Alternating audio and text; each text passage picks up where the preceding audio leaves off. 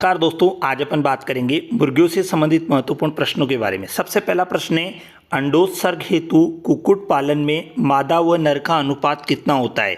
यानी एक कुक्कुट पालन होता है, उसके अंदर मादा और नर का अनुपात कितना होता है। तो देखिए 1:10, 10:1, 2:10 और 5:1। तो याद रखना 10 मादा रखी जाती है और 1 नर रखा जाता है, तो 10:1 सही हो जाएगा। तो बी वाला उत्तर बिल्कुल सही हो जाएगा। अगला प्रश्न है, मुर्गी की व्हाइट लेगहॉर्न नस्ल किस श्रेणी की है। अमेरिकन वर्ग है, इंग्लिश वर्ग है, एशियाटिक वर्ग है और मेडिटेरियन वर्ग है। तो याद रखना, देखो इसके अंदर एक चीज़ आपको याद रखनी है कि एन नाम का आदमी BMW लेकर आया। तो देखिए एन का मतलब होगा एनकोना, बी का मतलब होता है ब्लू एंडलजियन, एम का मतलब होता है मिनोरका और वाइट का डब्ल्यू का मतलब होता है वाइट लेगहॉर्न। तो ये सारे के सारी जो चारों नस्लें हैं ये मेडिटेरियन वर्ग की है, यानी भूमध्य सागर वर्ग की है। तो इसका उत्तर राइट हो जाएगा डी वाला। अगला प्रश्न, अंडे के कवच का कार्य है। अंडे का स्वाद बढ़ाना, बिल्कुल नहीं है। पोषक तत्व का संग्रहण, ये भी नहीं है। आंतरिक अंगों की सुरक्षा प्रदान करना, तो अंडे के कवच का सबसे मुख्य कार्य यही होता है कि आंतरिक अंगों को सुरक्षा प्रदान करना। तो उत्तर राइट हो जाएगा अपना सी वाला। अगला प्रश्न, मुर्गी की मिनोरका नस्ल किस श्रेणी में। अमेरिकन वर्ग है, इंग्लिश वर्ग है, एशियाटिक वर्ग है और मेडिटेरियन वर्ग है। तो मैंने आपको अभी बताया था कि एन नाम का आदमी BMW लेके आया, यानी कि एनकोना, मिनोरका, वाइट लेगहॉर्न, ये सभी नस्लें मेडिटेरियन वर्ग की है, यानी भूमध्य सागर वर्ग की है। तो इसका उत्तर राइट हो जाएगा डी वाला। अगला प्रश्न, मुर्गी में गुणसूत्र संख्या कितनी होती है। 74, 78, 38 और 54। तो देखो 74 तो होती है केमल के अंदर, और मुर्गी की अगर गुणसूत्र संख्या पूछी गई है तो मुर्गी के अंदर गुणसूत्र संख्या होती है 78। तो इसका उत्तर राइट हो जाएगा बी वाला। अगला प्रश्न, देसी मुर्गी का जूलॉजिक नाम है। तो देखिए मुर्गियां दो प्रकार की होती है, देसी मुर्गी और जंगली मुर्गी। तो देसी मुर्गी का वैज्ञानिक नाम होता है गैलस डोमेस्टिकस होता है, जबकि जंगली मुर्गी का जो वैज्ञानिक नाम होता है गैलस गैलस होता है। तो यहाँ पे अपन से पूछा गया है कि देसी मुर्गी का जूलॉजिक नाम क्या होगा। तो देसी मुर्गी का जूलॉजिक नाम हो जाएगा गैलस डोमेस्टिकस। अगला प्रश्न, जंगली मुर्गी का जूलॉजिक नाम क्या होगा। तो मैंने आपको अभी बताया कि देसी जो मुर्गी होती है उसका जूलॉजिक नाम होता है गैलस डोमेस्टिकस और जंगली मुर्गी का जूलॉजिक नाम होता है गैलस गैलस। तो इसका उत्तर राइट हो जाएगा ए वाला। अगला प्रश्न, मुर्गी की सर्वश्रेष्ठ द्विप्रयोजनी नस्ल कौन सी है। Red Cornish, white leghorn, Rhode Island red और असील। तो मुर्गी की सर्वश्रेष्ठ जो द्विप्रयोजनी नस्ल है वो है रोड आइलैंड रेड। इस नस्ल के अंडे का रंग भूरा होता है। अब देखिए यहाँ पे रेड कॉर्निश का एक प्रश्न पूछा जाता है कि विश्व में सर्वाधिक मांस उत्पादन करने वाली मुर्गी की नस्ल कौन सी है। तो रेड कॉर्निश है। विश्व में सर्वाधिक अगर अंडा उत्पादन की बात की जाती है तो वाइट लेगहॉर्न नस्ल है। अगर आपसे पूछा जाता है कि लड़ाई के लिए कौन फेमस है तो असील लड़ाकू नस्ल है। अगला प्रश्न, मुर्गी की किस नस्ल के अंडे का रंग भूरा होता है। Red Cornish, white leghorn, Rhode Island red और असील। तो मैंने आपको अभी बताया था कि मुर्गी की सर्वश्रेष्ठ द्विप्रयोजनी नस्ल होती है रोड आइलैंड रेड और इसके अंडे का रंग होता है भूरा। तो उत्तर राइट हो जाएगा सी, ये एक अमेरिकन वर्ग की नस्ल है। मुर्गी की किस नस्ल को काला मांसाहारी के नाम से जाना जाता है। Red Cornish, white leghorn, Aseel और कड़कनाथ। तो इसके अंदर उत्तर राइट हो जाएगा कड़कनाथ। कड़कनाथ को काला मांसाहारी इसलिए कहा जाता है क्योंकि इस नस्ल का एक तो शरीर, एक रंग, यानी कि शरीर का जो रंग होता है वो पूरा काला होता है, इसका अंडा भी काला होता है, इसका मांस भी काला होता है और रक्त भी काला होता है। इसीलिए इस नस्ल को काला मांसाहारी के नाम से जाना जाता है। अगला प्रश्न, मुर्गी की कौन सी नस्ल युद्ध व क्रीड़ा के लिए जानी जाती है। Red Cornish, white leghorn, Aseel और कड़कनाथ। तो अभी बताया था आपको कि काला मांसाहारी के नाम से कड़कनाथ को जाना जाता है। भारत में सर्वाधिक मांस उत्पादन करने वाली नस्ल भी कड़कनाथ है। विश्व में सर्वाधिक मांस उत्पादन करने वाली नस्ल रेड कॉर्निश है। विश्व में सर्वाधिक अंडा उत्पादन करने वाली नस्ल वाइट लेगहॉर्न है और युद्ध व क्रीड़ा के लिए जिसको जाना जाता है वो नस्ल असील है। रानीखेत का संबंध किससे है। गाय से, भैंस से, भेड़ से और मुर्गी से। तो रानीखेत एक रोग है जो कि वायरस के द्वारा होता है और ये रोग हैन के अंदर होता है। ये खतरनाक रोग है जो कि आरएनए पैरामिक्सो वायरस के कारण ये रोग होता है। इस रोग में मुर्गी का श्वसन तंत्र प्रभावित होता है, सांस लेने में दिक्कत आती है, पशु बार बार छींकता है, ये सभी प्रकार की समस्याएं देखी जाती है। तो उत्तर राइट हो जाएगा मुर्गी। न्यूकेसल रोग के नाम से किसे जाना जाता है? रानीखेत रोग को, मेरेक्स रोग को, चेचक रोग को और कोक्सीडियोसिस रोग को। तो न्यूकेसल रोग के नाम से रानीखेत को जाना जाता है और ये रोग विषाणु के द्वारा होता है। निम्न में से किस रोग को खूनी पेचिश, खूनी दस्त के नाम से जाना जाता है? रानीखेत रोग को नहीं जाना जाता है, मेरेक्स रोग को भी नहीं जाना जाता है, चेचक रोग को भी नहीं जाना जाता है और ये कोक्सीडियोसिस जो कि इमेरिया टेनेला, इमेरिया फ्यूरिस नामक प्रोटोजोआ के द्वारा ये रोग होता है। तो इसका उत्तर राइट हो जाएगा। कोक्सीडियोसिस रोग को खूनी पेचिश और खूनी दस्त के नाम से जाना जाता है।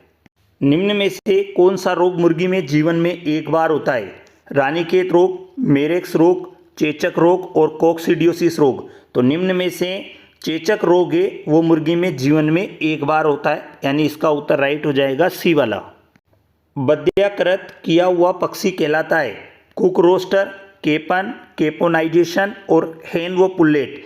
तो बद्याकृत किया हुआ पक्षी कहलाता है केपन और पक्षियों को बद्याकरण करने की जो क्रिया होती है वो केपोनाइजेशन कहलाती है।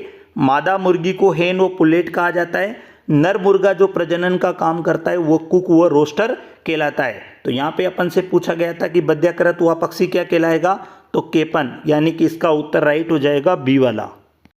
मुर्गी के अंडे का वजन कितना होता है? 57.5 ग्राम होता है, 60 ग्राम, 50 ग्राम और 75 ग्राम। तो मुर्गी के एक अंडे का वजन होता है 57.5 ग्राम होता है।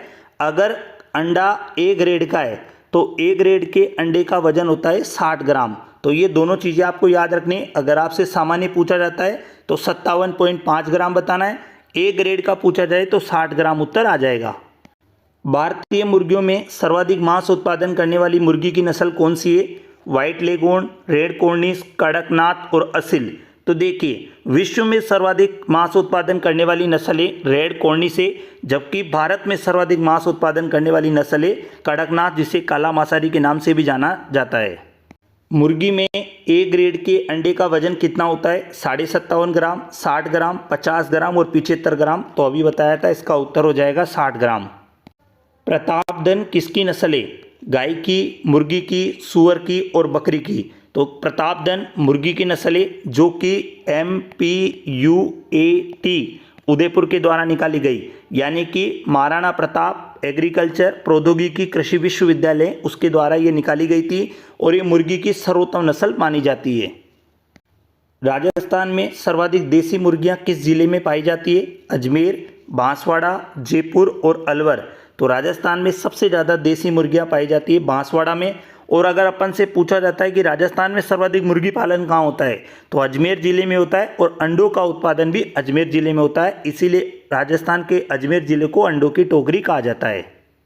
एक अंडे का जैविक मान कितना होता है? 80, 94, 57 और 65। तो एक अंडे का जैविक मान होता है 94, यानी कि 94। तो उत्तर राइट हो जाएगा बी वाला। वर्तमान राजस्थान में प्रति व्यक्ति अंडा उपलब्धता कितनी है? 101 अंडे प्रतिवर्ष, 34 अंडे प्रतिवर्ष, 68 अंडे प्रतिवर्ष, 94 अंडे प्रतिवर्ष। तो वर्तमान राजस्थान के अंदर 34 अंडे प्रतिवर्ष है।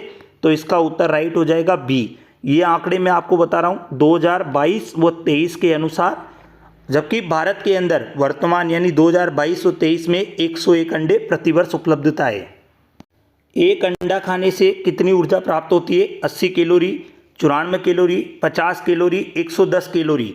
तो एक अंडा खाने से 80 कैलोरी ऊर्जा प्राप्त होती है। तो इसका उत्तर राइट हो जाएगा ए वाला। अगला प्रश्न है, वर्तमान भारत में प्रति व्यक्ति अंडा उपलब्धता कितनी है? 101 अंडे प्रतिवर्ष, जबकि राजस्थान के अंदर 34 अंडे प्रतिवर्ष है, जबकि पूरे भारत में सर्वाधिक प्रति व्यक्ति अंडा उपलब्धता आंध्र प्रदेश राज्य में है। मुर्गी के अंडे का कवच किसका बना होता है? कैल्शियम फॉस्फेट का, कैल्शियम कार्बोनेट का, अमोनियम कार्बोनेट का, पोटेशियम कार्बोनेट का। तो मुर्गी का जो अंडा होता है वह कैल्शियम कार्बोनेट का बना होता है, जिसके अंदर कैल्शियम कार्बोनेट की मात्रा होती है 94%। कैल्शियम कार्बोनेट का फॉर्मूला होता है CaCO3। मुर्गी के मांस को किस नाम से जाना जाता है? पोरक, चिकन, बीफ, बफन व केरा बीफ। तो देखिए, मुर्गी के मांस को चिकन के नाम से जाना जाता है, पोरक के नाम से जाना जाता है सुअर के मांस को, बीफ के नाम से जाना जाता है काऊ के मांस को, जबकि बफन व केरा बीफ के जाना जाता है बुफेलो के मांस को। तो ये याद रखना, अगर आपसे कभी पूछा जाता है कि मुर्गी में अगर कड़कनाथ मुर्गी के मांस को क्या कहा जाता है, ऐसा पूछा जाता है, तो उसका उत्तर राइट हो जाएगा टेंडर। अगला प्रश्न देखिए, मुर्गी के मांस में नमी की मात्रा कितनी होती है? 65 से 80%, 30 से 40%, 10 से 30, 80 से 90। तो मुर्गी के मांस में नमी की मात्रा होती है 65 से 80%। उत्तर राइट हो जाएगा ए वाला। मुर्गी पालन के व्यवसाय में कुल खर्चे का कितना प्रतिशत खर्चा आहार पर होता है? 60 से 70%, 30 से 40%, 10 से 30% और 80 से 90%। तो मुर्गी पालन के व्यवसाय में कुल खर्चे का लगभग 60 से 70% खर्चा आहार पर होता है। मुर्गी के मांस का रंग होता है सफ़ेद, लाल, गुलाबी और हल्का भूरा। तो मुर्गी के जो मांस का रंग होता है वो होता है सफ़ेद। तो उत्तर राइट हो जाएगा ए वाला। अंडे का पीला रंग किसके कारण होता है? केसीन के कारण, केरोटीन के कारण, ज़ेनतोफिल के कारण और एल्ब्यूमिन के कारण। तो जो अंडे का पीला रंग होता है वो होता है ज़ेनतोफिल के कारण। तो उत्तर राइट हो जाएगा सी वाला। अंडे में कितने प्रतिशत प्रोटीन पाई जाती है? 34%, 18%, 11.5% और 11%। तो अंडे में लगभग 11.5% प्रोटीन पाई जाती है, जबकि 11% उसके अंदर पाई जाती है वसा, 34 ग्राम उसके अंदर पाया जाता है श्वेतक, जबकि 18 ग्राम उसके अंदर पाया जाता है जर्दी। अंडे में कितने प्रतिशत जर्दी पाई जाती है? 34 ग्राम, 18 ग्राम, 40 ग्राम और 11.5 ग्राम। तो अंडे के अंदर जर्दी की मात्रा होती है 18 ग्राम। तो उत्तर राइट हो जाएगा बी वाला। अंडे में कितने प्रतिशत श्वेतक पाया जाता है? 34 ग्राम, 18 ग्राम, 40 ग्राम और 11.5 ग्राम। तो अंडे के अंदर श्वेतक की मात्रा होती है 34 ग्राम, जबकि 18 ग्राम उसके अंदर पाई जाती है जर्दी। अंडे में कौन सी प्रोटीन पाई जाती है? केसीन, केरोटीन, ज़ेनतोफिल और एल्ब्यूमिन। तो अंडे के अंदर एल्ब्यूमिन नामक प्रोटीन पाई जाती है। केसीन के कारण दूध का रंग सफ़ेद होता है, जबकि केरोटीन के कारण होता है पीला, और अंडे में ज़ेनतोफिल के कारण अंडे का रंग पीला होता है। 8 सप्ताह से लेकर उत्पादन तक चूजों को पालने की क्रिया क्या कहलाती है? रियरिंग, ब्रूडिंग, डिवर्मिंग और ग्रोअर मैनेजमेंट। तो देखिए, 0 से 4 सप्ताह के चूजों को पालने की क्रिया ब्रूडिंग कहलाती है, 4 से 8 सप्ताह के चूजों को पालने की क्रिया रियरिंग कहलाती है, और 8 सप्ताह से लेकर उत्पादन तक के चूजों को पालने की क्रिया ग्रोअर मैनेजमेंट कहलाती है। तो इसका उत्तर राइट हो जाएगा डी वाला। अंडा सबसे अच्छा स्रोत होता है कार्बोहाइड्रेट्स का, प्रोटीन का, खनिज लवण विटामिन का, बताइए। तो अंडा सबसे अच्छा स्रोत होता है प्रोटीन का। अंडे के अंदर 11.5% प्रोटीन पाई जाती है। अगला प्रश्न देखिए, अंडे की जर्दी को मध्य में रखने का काम कौन करता है? कवच झिल्लियाँ, श्वेतक रज्जु या एल्बुमिन, श्वेतक रज्जु या चेलेजा, कवच। तो अंडे की जर्दी को मध्य में रखने का काम श्वेतक रज्जु या चेलेजा करता है। तो उत्तर राइट हो जाएगा सी वाला। मुर्गी में किस रोग के अंदर श्वसन तंत्र प्रभावित होता है? रानीखेत में, चेचक रोग में, मेरेक्स में और कोक्सीडियोसिस में। तो मुर्गी की जो रानीखेत बीमारी होती है, इसके अंदर श्वसन तंत्र प्रभावित होता है। इसे न्यूकैसल के नाम से भी जाना जाता है। इस रोग में पशु को सांस लेने में दिक्कत आती है, पशु बार बार छींकता है। तो इसका उत्तर राइट हो जाएगा ए वाला। अगला प्रश्न देखिए, मुर्गी को प्रतिदिन कितने पानी की आवश्यकता होती है? 500 ml, 250 ml, 400 ml और 1000 ml। तो एक मुर्गी को प्रतिदिन 250 ml पानी की आवश्यकता होती है। तो इसका उत्तर राइट हो जाएगा बी वाला। मुर्गी के अंडे के ऊपर छिद्रों की संख्या कितनी होती है? 500 से 600, 100 से 200, 600 से 800 और 300 से 400। तो एक मुर्गी के जो अंडा होता है, अंडे के ऊपर लगभग 600 से 800 छिद्र पाए जाते हैं। तो उत्तर राइट हो जाएगा सी वाला। अगला प्रश्न देखिए, मुर्गियों में रानीखेत रोग का रोग कारक है बोरेलियोटा एवियम, पैरामिक्सोवायरस टाइप 1, इमेरिया टेनिला और आरएनए छन्नित योग्य वायरस। तो मुर्गियों में रानीखेत रोग का वायरस कारण है पैरामिक्सोवायरस टाइप 1। अगला प्रश्न है, मुर्गियों हेतु आवास की विस्तृत प्रणाली में रेन बसेरे में प्रति पक्षी स्थान दिया जाता है। आपको बताना है ये वर्ग फुट में, 1, 1.5 फुट, 2 फुट और 0.5 फीट। तो मुर्गी में आवास व्यवस्था की जो विस्तृत प्रणाली है, रेन बसेरे में प्रति पक्षी 1 वर्ग फुट जगह की आवश्यकता होती है। अगला प्रश्न है, मुर्गियों में चेचक रोग किस अवस्था में सर्वाधिक होता है? 3 से 12 माह में, 8 से 12 सप्ताह में, 0 से 4 सप्ताह में और 4 से 8 सप्ताह में। तो मुर्गियों में जो चेचक रोग होता है वो 8 से 12 सप्ताह के चूजों में सबसे ज़्यादा देखा जाता है। तो उत्तर राइट हो जाएगा बी वाला। अगला प्रश्न है, मुर्गियों में चेचक रोग का रोग कारक है बोरेलियोटा एवियम, पैरामिक्सोवायरस टाइप 1, इमेरिया टेनिला, आरएनए छन्नित योग्य वायरस। तो मुर्गियों में चेचक रोग का जो कारण है वो हो जाएगा बोरेलियोटा एवियम। तो इसका उत्तर राइट हो गया ए वाला। अगला प्रश्न देखिए, मुर्गियों में खूनी पेचिश रोग का रोग कारक है बोरेलियोटा एवियम, पैरामिक्सोवायरस टाइप 1, इमेरिया टेनिला, आरएनए छन्नित योग्य वायरस। तो मुर्गियों में खूनी पेचिश जो रोग है उसका रोग कारक है इमेरिया टेनिला, इमेरिया फ्यूरिस। तो उत्तर राइट हो जाएगा सी वाला।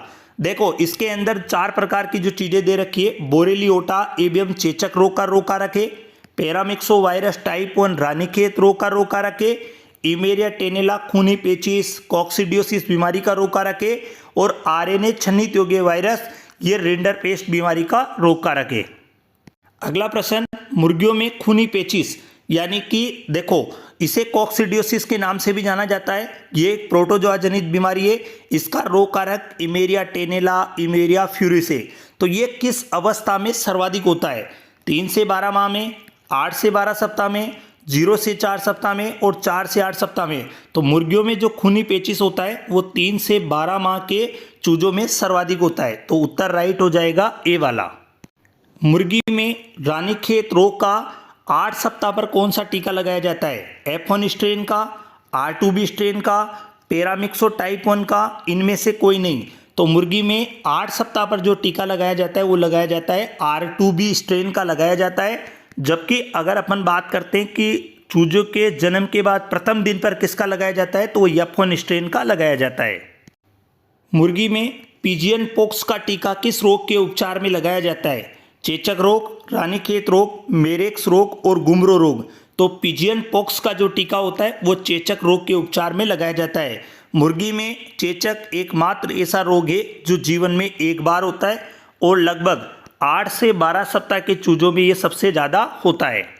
अगला प्रश्न देखिए, खूनी पेचिश रोग का कारण क्या है? जीवाणु, विषाणु, प्रोटोजोआ और फफूंद। तो खूनी पेचिश जो रोग होता है वो प्रोटोजोआ के कारण होता है। तो उत्तर राइट हो जाएगा सी वाला।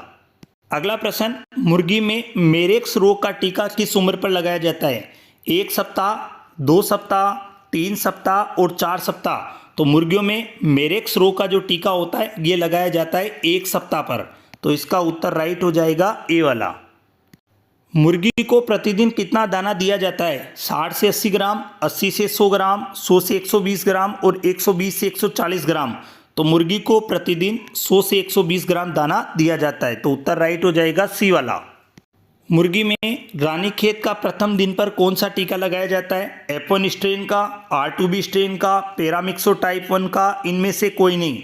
तो देखिए 8 सप्ताह पर लगाया गया था R2B स्ट्रेन का, जबकि अगर बात करते हैं प्रथम दिन पर तो F1 स्ट्रेन का टीका लगाया जाता है। तो उत्तर राइट हो जाएगा ए वाला। भारत के किस राज्य में सर्वाधिक मुर्गी पालन किया जाता है? ऑप्शन में तमिलनाडु, राजस्थान, मध्य प्रदेश और उत्तर प्रदेश। तो भारत के सबसे ज़्यादा जो अगर किसी राज्य के अंदर मुर्गी पालन किया जाता है तो तमिलनाडु है। लेकिन अगर आपसे पूछा जाता है कि भारत के किस राज्य में सर्वाधिक अंडा उत्पादन होता है तो अंडा उत्पादन में आंध्र प्रदेश पहले नंबर पे है। तो ये चीज़ आपको याद रखनी है, सर्वाधिक मुर्गी पालन तमिलनाडु में होती है, जबकि सबसे ज़्यादा जो अंडा उत्पादन होता है वो आंध्र प्रदेश राज्य के अंदर होता है। इसी में दूसरा प्रश्न देखिए, राजस्थान के किस जिले में सर्वाधिक मुर्गी पालन किया जाता है? ऑप्शन में अलवर है, टोंक है, अजमेर है और जयपुर है। तो राजस्थान के अजमेर जिले के अंदर सबसे ज़्यादा मुर्गी पालन किया जाता है। तो इसका आंसर सी राइट हो जाएगा। अगला प्रश्न है आपके सामने, किस जिले को अंडों की टोकरी कहा जाता है? अलवर, टोंक, अजमेर और जयपुर। तो राजस्थान के अजमेर जिले को अंडों की टोकरी कहा जाता है। तो इसका आंसर सी राइट हो जाएगा। इसी में अगला प्रश्न है, 0 से 4 सप्ताह के चूजों को पालने की क्रिया क्या कहलाती है? ऑप्शन में रियरिंग है, ब्रूडिंग है, ग्रोअर मैनेजमेंट है और ब्रॉयलर है। तो 0 से 4 सप्ताह के चूजों को पालने की क्रिया ब्रूडिंग कहलाती है। तो इसका आंसर बी राइट हो जाएगा। तो बी बिल्कुल सही हो जाएगा। अगला प्रश्न देखिए, 4 से 8 सप्ताह के चूजों को पालने की क्रिया क्या कहलाती है? तो देखो 0 से 4 सप्ताह के चूजों को पालने की क्रिया ब्रूडिंग कहलाई थी। जबकि 4 से 8 सप्ताह के चूजों को पालने की क्रिया रियरिंग कहलाती है। अगर 8 सप्ताह से लेकर उत्पादन तक अगर चूजों को पाला जाता है तो वो ग्रोअर मैनेजमेंट कहलाता है, और 8 से 12 सप्ताह के चूजे जिन्हें मांस उत्पादन के लिए अगर पाला जाता है तो वो ब्रॉयलर कहलाते हैं।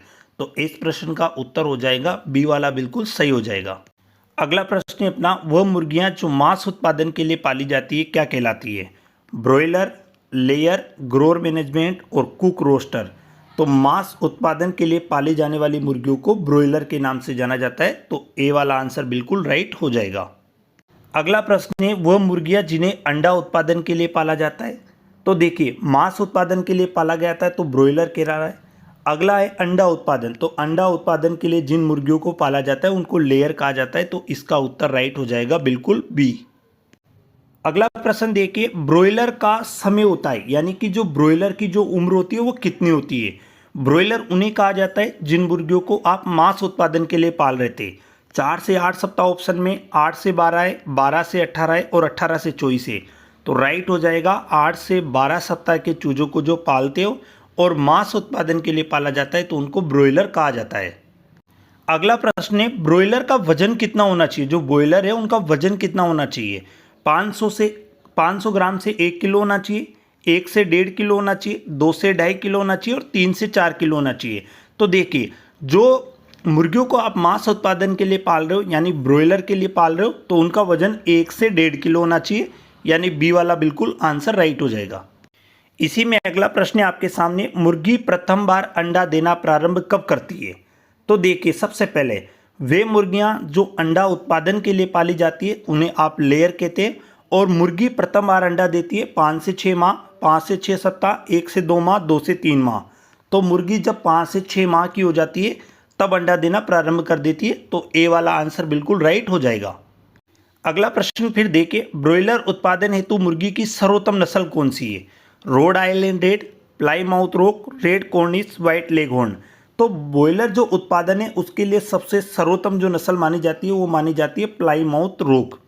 ये नस्ल व्यापारिक दृष्टि से भी सबसे सर्वोत्तम मानी जाती है। इसी में अगला प्रश्न देखिए, विश्व में सर्वाधिक अंडा उत्पादन करने वाली मुर्गी की नस्ल कौन सी है? रोड आइलैंड रेड है, प्लाईमाउथ रोक है, रेड कॉर्निश है, व्हाइट लेगहॉर्न है। तो विश्व में सर्वाधिक अंडा उत्पादन करने वाली जो नस्ल है वो व्हाइट लेगहॉर्न हो जाएगा। इसका उत्पत्ति स्थान है इटली, तो इसके अंदर फाइनल आंसर डी हो जाएगा। इसी में अगला प्रश्न देखिए, विश्व में सर्वाधिक मांस उत्पादन करने वाली मुर्गी की नस्ल कौन सी होगी? रोड आइलैंड रेड, प्लाईमाउथ रोक, रेड कॉर्निश और व्हाइट लेगहॉर्न। तो इसका फाइनल आंसर राइट हो जाएगा रेड कॉर्निश। विश्व में सर्वाधिक मांस उत्पादन करने वाली जो नस्ल है वो रेड कॉर्निश है, जबकि अगर आपसे भारत में पूछा जाता है तो भारत में सर्वाधिक मांस उत्पादन करने वाली नस्ल हो जाएगी कड़कनाथ, जिसे आप काला मांसाहारी के नाम से भी जानते हो। अगला प्रश्न देखिए, विदेशी मुर्गियां एक वर्ष में कितना अंडा उत्पादन करती है? 240 से 260, 120 से 140, 60 से 80 और 200 से 220। तो विदेशी मुर्गियां एक वर्ष में 240 से 260 अंडे देती है, यानी आंसर राइट हो जाएगा ए। लेकिन अगर आपसे पूछा जाता है कि भारतीय जो मुर्गियां होती है वो एक वर्ष में कितना अंडा उत्पादन करती है, तो भारतीय मुर्गियों के अंदर सी वाला आंसर राइट हो जाएगा। लेकिन यहाँ विदेशी मुर्गियां पूछा था तो ए वाला राइट हो जाएगा, जिसमें 240 से 260 अंडे देती है। अगला प्रश्न देखिए, एक अंडे का उपजाऊ काल होता है 12 से 24 घंटे, 24 से 36 घंटे, 48 से 72 घंटे और 6 से 12 घंटे। तो एक अंडा देने में मुर्गी लगभग 24 से 36 घंटे का समय लगाती है, लगभग 1 से 1.5 दिन का समय लगता है। तो ये चीज़ याद रखना। लेकिन अंडे से चूजा बाहर आने में 21 दिन का समय लगता है। अगला प्रश्न आपके सामने, मुर्गी में अंडे से चूजा बाहर आने में कितना समय लगता है? देखो, एक अंडे का उपजाऊ काल अपन ने पढ़ा था 24 से 36 घंटे होता है, यानी मुर्गी एक अंडा देने में 24 से 36 घंटे का समय लेती है। लेकिन अंडे से चूजा बाहर आने में 12 से 24 घंटे, 21 दिन, 28 दिन और 24 से 36 घंटे। तो मुर्गी में अंडे से चूजा बाहर आने में समय लगता है 21 दिन, यानी इसका फाइनल उत्तर राइट हो जाएगा बी वाला। अगला प्रश्न आपके सामने, अंडे देने वाली मुर्गियों को प्रतिदिन कितना कार्बोहाइड्रेट देना चाहिए? देखिए, 60 से 70%, 10 से 20%, 2 से 5% और 0.1 से लेकर 0.5%। मुर्गियों को प्रतिदिन, कौन सी वाली मुर्गियाँ हैं? अंडे देने वाली, किसकी मात्रा देनी है? कार्बोहाइड्रेट्स की। तो कार्बोहाइड्रेट्स की मात्रा हो जाएगी ए, क्योंकि आप उनको मक्का खिलाते हो और मक्का अनाज वाले परिवार की है, यानी कार्बोहाइड्रेट्स का सर्वोत्तम स्रोत है। तो याद रखना, अंडे देने वाली मुर्गियों को प्रतिदिन 60 से 70% कार्बोहाइड्रेट्स देना पड़ता है। इसी में अगला प्रश्न देखिए, अंडे देने वाली मुर्गियों को प्रतिदिन कितना प्रोटीन आपको आहार में देना चाहिए? 60 से 70%, 10 से 20%, 2 से 5% और 0.1 से 0.5%। तो याद रखिए, अंडे देने वाली मुर्गियों को कार्बोहाइड्रेट्स की मात्रा देते हैं 60 से 70% और प्रोटीन की मात्रा देते हैं 10 से 20%, क्योंकि मुर्गियों को आप जितना प्रोटीन दोगे तो वो मांस बनने में भी काम करेगा और अंडा उत्पादन में भी काम करता है। इसीलिए अंडे देने वाली मुर्गियों को प्रतिदिन 10 से 20% प्रोटीन दिया जाता है। अगला प्रश्न देखिए, टर्की मुर्गे में अंडे से चूजा बाहर आने में कितना समय लगता है? देखिए, सामान्य जो मुर्गी थी उसके अंदर अंडे से चूजा बाहर आने में समय लगा था 21 दिन का, लेकिन जो टर्की मुर्गी होती है उसके अंदर अंडे से चूजा बाहर आने में समय लगता है 28 दिन का। तो इस वाली कंडीशन में इसका आंसर राइट हो जाएगा सी वाला। अगला प्रश्न देखिए, मुर्गियों का सर्वोत्तम भोजन कौन सा है?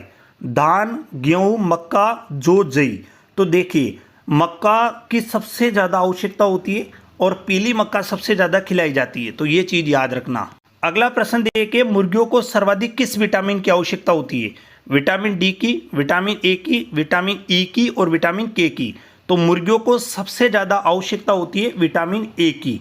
याद रखना, क्योंकि मक्का, पीली वाली मक्का खिलाते हो और पीले रंग के जितने भी खाद्य पदार्थ होते हैं उनमें विटामिन ए की मात्रा ज़्यादा होती है। जबकि गायों को अगर अपन बात करते हैं तो 40 IU प्रति किलो गाय भैंसों को, यानी जुगाली करने वाले पशुओं को आवश्यकता होती है। लेकिन अगर ओवरऑल अगर अपन बात करते हैं तो सबसे ज़्यादा विटामिन ए की आवश्यकता मुर्गियों को होती है। अगला प्रश्न देखिए, बध्याकृत किया हुआ मुर्गा कहलाता है केपन, कुक रोस्टर, हेन, पुल्लेट और ब्रॉयलर। तो देखिए, वह मुर्गा जिसका बध्याकरण किया हुआ हो वो केपन कहलाता है और उसको बध्याकरण करने की जो क्रिया होती है उसे अपन केपोनाइजेशन के नाम से जानते हैं। तो ये दोनों चीज़ें आपको याद रखनी है। बध्याकृत मुर्गा केपन कहलाता है, जबकि उसको बध्याकरण करने की जो क्रिया होती है वो केपोनाइजेशन कहलाती है। इसी में अगला प्रश्न देखिए, मुर्गियों में चोंच काटना कहलाता है केपोनाइजेशन, केनाबोलिज्म, डिबिकिंग और डोकिंग। तो चोंच काटना कहलाता है डिबिकिंग। तो ये आपका उत्तर राइट हो जाएगा। और अगर आपसे कभी पूछा जाए कि डिबिकिंग करने की सबसे उपयुक्त उम्र कितनी होगी, तो 1 माह की उम्र में चोंच काटी जाती है।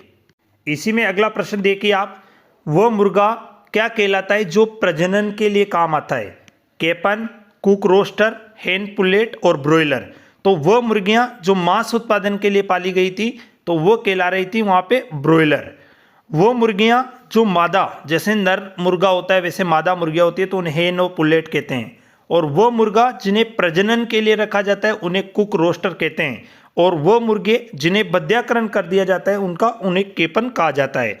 तो इस वाले के अंदर जो उत्तर राइट होगा वो बी हो जाएगा, क्योंकि वो अपन से पूछ रहा है कि वो मुर्गा क्या कहलाता है जो प्रजनन के काम आता है। तो वो मुर्गा कुक व रोस्टर कहलाता है। अगला प्रश्न देखिए, मुर्गियों का आपस में चोंच मारकर लड़ना कहलाता है केपोनाइजेशन, केनाबोलिज्म, डिबिकिंग और डोकिंग। तो मुर्गियों का आपस में चोंच मारकर लड़ना कहलाता है केनाबोलिज्म। तो यानी इसका उत्तर राइट हो जाएगा बी वाला। अगला प्रश्न है, मुर्गियां यानी पक्षियों को बध्याकृत करना कहलाता है केपोनाइजेशन, केनाबोलिज्म, डिबिकिंग और डोकिंग। तो पक्षियों को या मुर्गियों को बध्याकरण करना कहलाता है केपोनाइजेशन, यानी कि इसका आंसर राइट हो जाएगा ए। अगला प्रश्न है, मुर्गियों को पेट के कीड़े से मुक्त करना क्या कहलाता है? डिपिंग, डिवर्मिंग, डिबिकिंग और डोकिंग।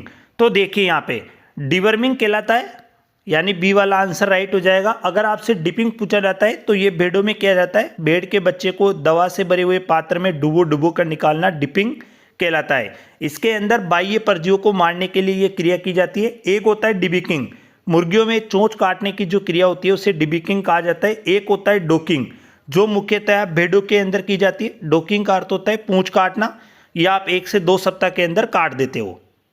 अगला प्रश्न देखिए, मुर्गियों में आमाशय के कितने भाग होते हैं? 1, 2, 3, 4। तो देखिए कितने भाग होते हैं, तो याद रखना आमाशय के 2 भाग होते हैं। एक भाग होता है गिजार्ड और एक भाग होता है प्रोवेंटिकुलस। तो इसके अंदर उत्तर राइट हो जाएगा बी। अगला प्रश्न है आपके सामने, मुर्गियों में चोंच काटने का उपयुक्त समय बताइए। 2 सप्ताह, 4 सप्ताह, 6 सप्ताह और 8 सप्ताह। तो मुर्गियों में चोंच काटने का जो उपयुक्त समय वो 1 माह होता है, यानी कि 4 सप्ताह बिल्कुल सही आंसर राइट हो जाएगा। तो इसके अंदर जो 4 सप्ताह ऑप्शन में है वो बी वाले में, तो इसका उत्तर बी राइट हो जाएगा। इसी में अगला प्रश्न देखिए, मुर्गियों में निचली चोंच कितनी काटी जाती है? 1/2 भाग, 1/4 भाग, 1/8 भाग और 1/6 भाग। तो याद रखना, ऊपरी चोंच तो काटी जाती है 1/4, जबकि निचली चोंच काटी जाती है 1/8। तो इसके अंदर 1/8 ऑप्शन है सी, तो यानी कि इसका उत्तर हो जाएगा सी। अगला प्रश्न देखिए, अंडे से चूजे में फैलने वाली बीमारी कौन सी है? रानीखेत, ल्यूकोसिस, हेजा, खूनी पेचिश। तो अंडे से जो चूजे में फैलती है वो बीमारी होती है ल्यूकोसिस, यानी बी वाला आंसर राइट हो जाएगा। अगला प्रश्न है, मुर्गियों में ऊपरी चोंच कितनी काटी जाती है? तो अभी थोड़ी देर पहले अपना एक प्रश्न आया था कि ऊपरी चोंच 1/4 भाग काटी जाती है, जबकि निचली चोंच 1/8 भाग। तो देखिए 1/4 कौन से वाले ऑप्शन में है? तो बी वाले ऑप्शन में, तो इसका बी वाला उत्तर बिल्कुल राइट हो जाएगा। इसी में अगला प्रश्न देखिए, अंडे देने वाली मुर्गियों को प्रतिदिन कितना प्रकाश चाहिए? 10 से 12 घंटे, 16 से 18 घंटे, 18 से 20, 24 घंटे। तो याद रखना, जो मांस उत्पादन करती है उनको तो 24 घंटे ही प्रकाश की आवश्यकता होती है, लेकिन जो मुर्गियां अंडा उत्पादन करती है उनको प्रतिदिन 16 से 18 घंटों की आवश्यकता होती है, यानी बी वाला आंसर बिल्कुल राइट हो जाएगा। अगला प्रश्न है, मुर्गी के शरीर का तापमान होता है 106.5 degree Fahrenheit, 101.5 degree Fahrenheit, 102.5 degree Fahrenheit, 103.5 degree Fahrenheit. तो याद रखना, मुर्गियों का तापमान जो होता है वो सबसे ज़्यादा होता है, तो यानी कि 106 के आसपास होता है, तो 106.5 या 107 ऑप्शन में होता तो वो भी बिल्कुल राइट हो जाता। गाय भैंस का पूछा जाता तो 101.5 हो जाता, भेड़ बकरियों का पूछा जाता तो 102.5 हो जाता, लेकिन अगर आपसे सूअर का पूछा जाता तो लगभग 103 के आसपास सूअर का तापमान होता है। अगला प्रश्न देखिए, इंक्यूबेटर मशीन का तापमान कितना होता है? सबसे पहले तो ये समझिए कि इंक्यूबेटर मशीन होती क्या है। देखो, एक अंडे के ऊपर मुर्गियों को बैठना पड़ता है, जब मुर्गियां उनके ऊपर बैठती है तभी जाके अंडे से चूजा पैदा होता है। लेकिन प्राकृतिक विधि में क्या होता है कि एक मुर्गी लगभग 8 से एक बार में 8 से 10 अंडे को सेने का काम कर सकती है, यानी कि उसके ऊपर बैठ सकती है। लेकिन कृत्रिम विधि के अंदर जो एक मशीन काम में ली जाती है जिसे इंक्यूबेटर मशीन कहा जाता है, ये एक बार में लगभग 1000 से 2000 अंडों को सेने का काम करती है। तो उस मशीन के अंदर तापमान रखा जाता है तो 106.5, 100 डिग्री फ़ारेनहाइट, 102.5 या 103। तो इनमें से जो तापमान राइट हो जाएगा वो बी वाला राइट हो जाएगा, तो याद रख लेना। अब देखो, कई बार ऐसा भी आपसे पूछा जा सकता है कि 3 महीने तक, क्योंकि अंडे से चूजा बाहर आने में समय लगता है 21 दिन, तो 21 दिन तक अंडे को इस इंक्यूबेटर मशीन के अंदर रखा जाता है। तो देखिए, पहला सप्ताह, दूसरे सप्ताह और 3 सप्ताह। पहला वाला जो सप्ताह होगा 7 दिन का, दूसरा वाला 7 दिन यानी 14 दिन हो गए टोटल, और तीसरा वाला भी 7 दिन यानी कि 3 सप्ताह में मिलाकर 21 दिन हो गए। पहला जो सप्ताह आएगा उसके अंदर 101 डिग्री फ़ारेनहाइट तापमान रखा जाएगा, दूसरे के अंदर 102 डिग्री फ़ारेनहाइट और तीसरे के अंदर 103 डिग्री फ़ारेनहाइट तापमान रखा जाएगा। तो ये चीज़ आपको इसके अंदर याद रखनी है। अगला प्रश्न देखिए, मुर्गियों को अधिक प्रकाश देने से अंडाशय पर क्या प्रभाव पड़ता है? यानी कि आप मुर्गियों को अधिक प्रकाश में रख रहे हो तो उनके अंडाशय पर क्या प्रभाव पड़ रहा है? गतिशीलता बढ़ती है, कम हो जाती है, कोई प्रभाव नहीं पड़ता, प्रकाश में नहीं रखना चाहिए। तो याद रखना कि जब आप मुर्गियों को अधिक प्रकाश में रखते हो तो उनके अंडाशय की जो गतिशीलता है वो बढ़ जाएगी, यानी कि इसका ए वाला आंसर बिल्कुल राइट हो जाएगा।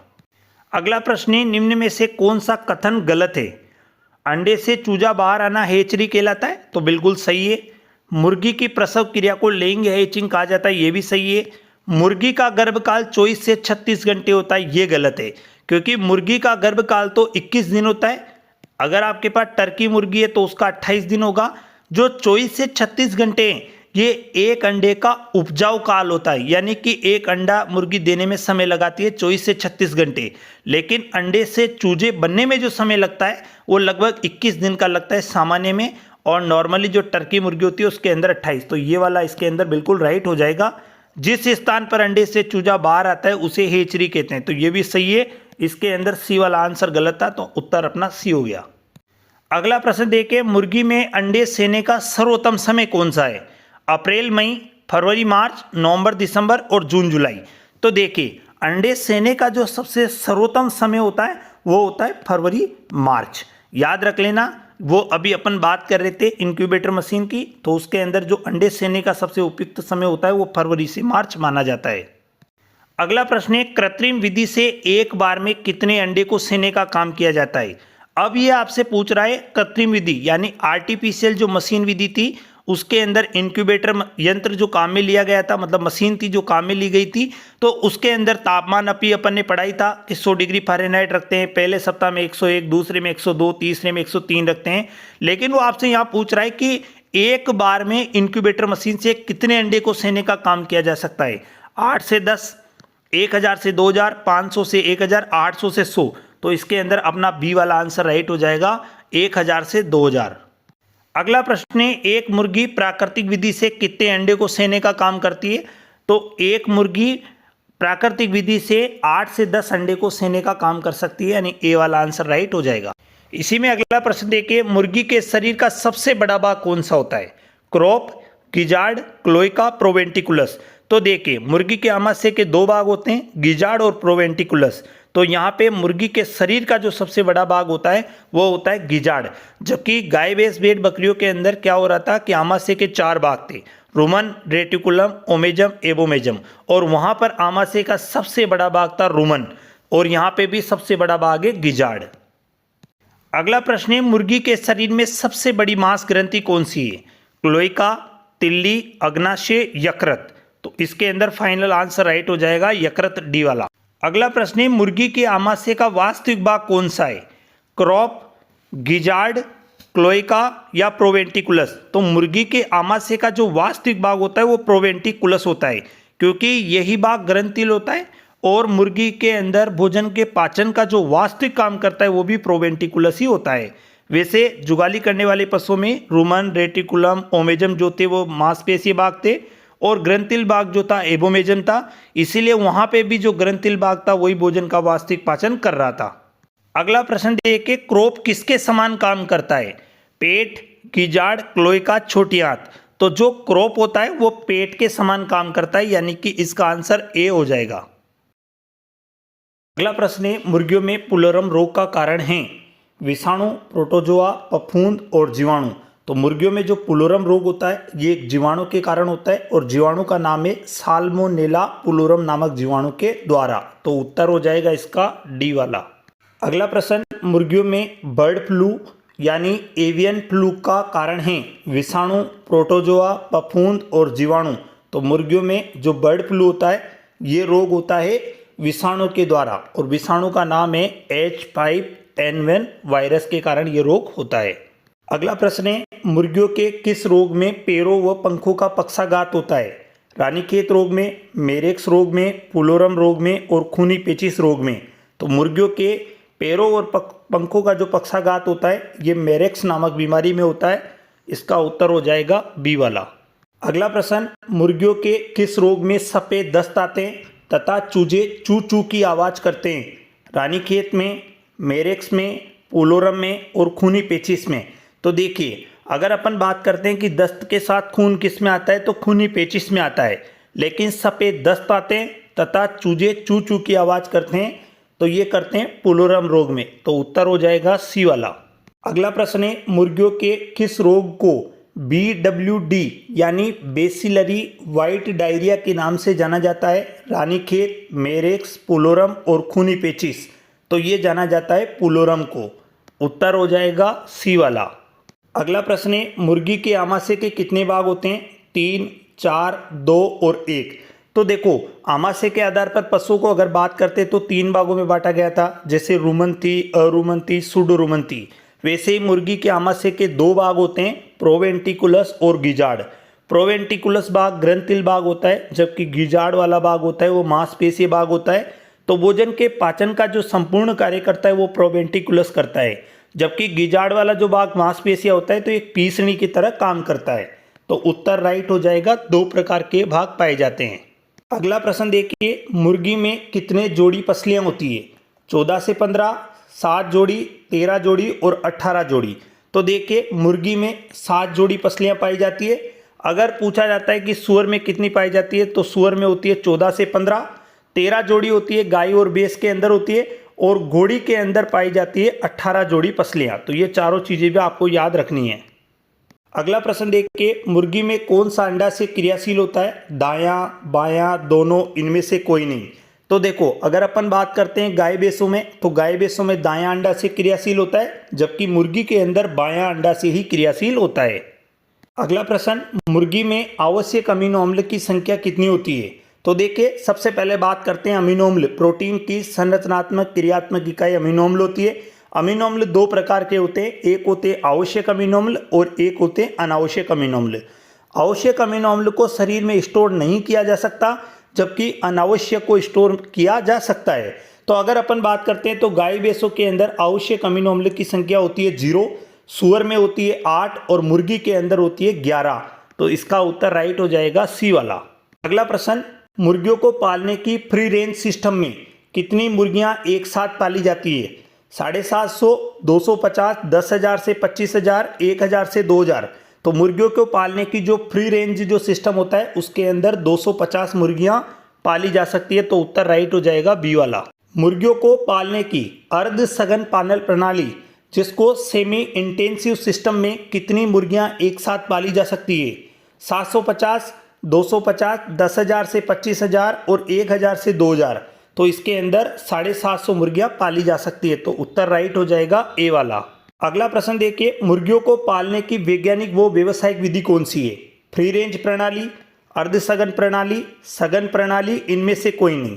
तो देखो, फ्री रेंज के अंदर 250 मुर्गियां पाली गई थी एक साथ, अर्ध सघन में 750 और सघन प्रणाली में 10,000 से लेकर 25,000 तक। तो इसका उत्तर राइट हो जाएगा सी वाला। तो सी वाली एक सबसे वैज्ञानिक और व्यावसायिक विधि है। तो उत्तर राइट हो जाएगा सी वाला। अगला प्रश्न देखिए, मुर्गियों को पालने की किस विधि को बिछावन विधि कहते हैं? फ्री रेंज प्रणाली, डीप्लेटर सिस्टम, पिंजरा विधि और अर्ध सघन प्रणाली। तो अगर अपन बात करते हैं बिछावन विधि की, तो उसे कहा जाता है डीप्लेटर सिस्टम। तो उत्तर राइट हो जाएगा अपना बी वाला। अगला देखिए, मुर्गियों को पालने की किस विधि को बैटरी विधि कहते हैं? फ्री रेंज प्रणाली को, डीप्लेटर सिस्टम को, पिंजरा विधि को और अर्ध सघन को। तो पिंजरा जो विधि होती है उसको कहा जाता है बैटरी विधि भी। मुर्गियों को पालने की सबसे लोकप्रिय विधि कौन सी है? फ्री रेंज प्रणाली, डीप्लेटर सिस्टम, पिंजरा विधि और अर्ध सघन प्रणाली। तो मुर्गियों को पालने की जो सबसे लोकप्रिय विधि है वो है पिंजरा विधि। तो उत्तर राइट हो जाएगा सी वाला। लीटर कितने समय में खाद बनकर तैयार हो जाती है? 4 माह, 6 माह, 3 माह और 1 माह। तो इसका उत्तर राइट हो जाएगा 6 माह में बनकर तैयार हो जाती है। एक दो प्रश्न पिंजरा विधि के बारे में और पूछे जाते हैं कि इसके अंदर जगह की कम आवश्यकता होती है, केनाबोलिज्म की समस्या पाई जाती है। केनाबोलिज्म का अर्थ होता है कि मुर्गियां आपस में चोंच मार कर लेटती है, जिसका सबसे प्रमुख कारण बताया जाता है NaCl की कमी। इस विधि से निषेचित अंडे प्राप्त नहीं किए जा सकते हैं।